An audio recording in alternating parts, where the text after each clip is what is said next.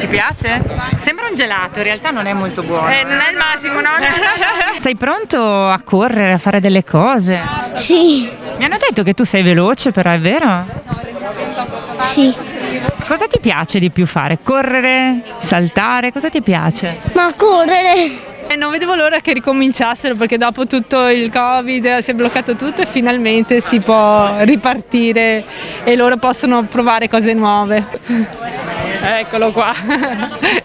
Amore. Aiuto, dove stai riscolando? Io sono un bambino non vedente, non ci vedo. Sono nata a Brescia in una casetta di vetro e la dottoressa aveva detto che mia mamma poteva tirarmi fuori subito il 12 luglio. Appena mi ha portata a casa lei si è spaventata perché io stavo male, allora abbiamo dovuto subito andare sull'elicottero. Sono andato sull'elicottero con lei e sì, siamo volati fino all'ospedale. L'istruttrice? Sì, l'istruttrice, ci siamo un po' parlati prima, ci parlavamo un po' di queste cose. Lei, la prima cosa che ha detto è: vi farò correre. Sei pronto a correre? Ah, io amo correre, è bellissimo correre.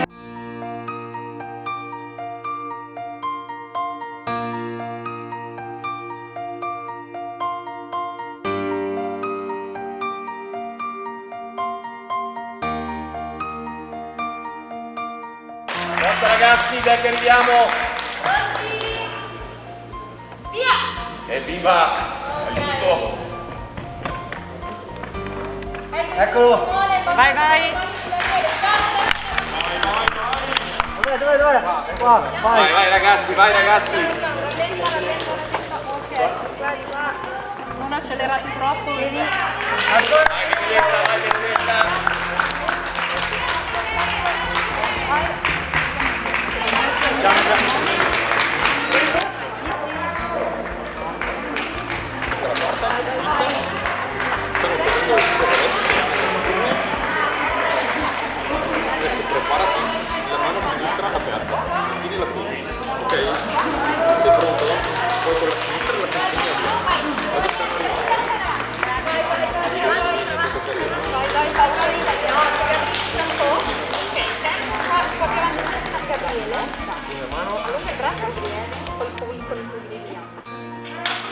Gabriele, basta.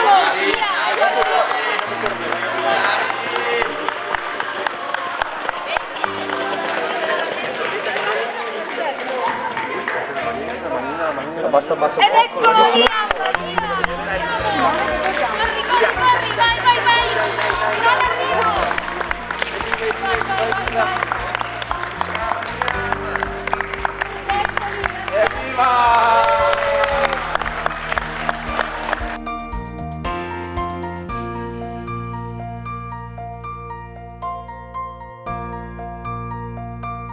Allora, benvenuti a tutti, grazie di essere venuti, grazie ai vostri genitori che vi hanno portato, se no vi che eravate qua, adesso diciamola tutta.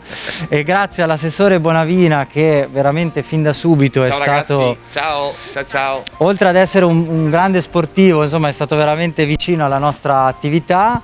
Abbiamo qui anche Jonathan di Soqua, a cui facciamo anche un applauso, che è uno degli sponsor. Grazie di essere qui a Padova, siamo felici, voglio ringraziare veramente Daniele ma anche Micaela, perché Micaela lavora neanche tanto troppo dietro le quinte, però è sempre attenta, sempre partecipe, è quella che ci ha dato anche un impulso, no? A un certo punto del nostro percorso, è stata brava ed è anche grazie a lei, ma grazie agli sponsor e poi alla fine dico grazie a voi, perché voi state dando concretezza a un percorso e a un progetto che noi fortissimamente vogliamo portare avanti. Per cui speriamo di vedere delle presenze moltiplicate, ma già oggi vedere qui voi oggi è meraviglioso. Quindi grazie, divertiamoci.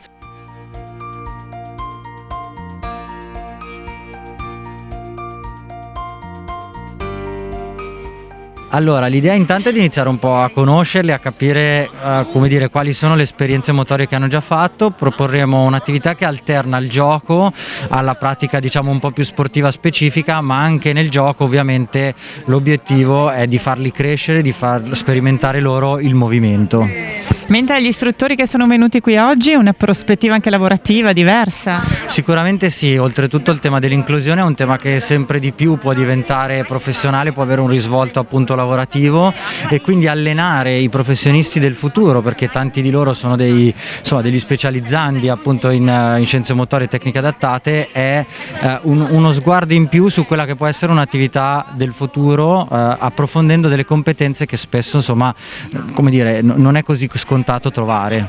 Chi oggi è disponibile a fare la guida, a guidare proprio in prima persona un bambino o un ragazzo? Alzatemi la mano così. Ok, ok, va bene. Perfetto. Allora, agli istruttori la prima cosa che ho spiegato è che in realtà approcciare il bambino e il ragazzo che non vede non è dissimile dall'approcciare un bambino o un ragazzo senza disabilità, perché la cosa che accomuna tutti è la voglia di muoversi.